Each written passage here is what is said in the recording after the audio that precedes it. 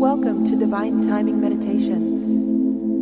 This is a verse from the Tao Te Ching. Please refer to the description box below to learn more about the Tao Te Ching and how to incorporate it into your daily life. The relaxing music here will continue for a few minutes after the verse is read aloud. Please use this time to contemplate the verse's meaning and what it means to you. Feel free to share your experience with us in the comments below. And while you're here, please subscribe to our channel to get notified about all of our self-discovery content. Now let's begin.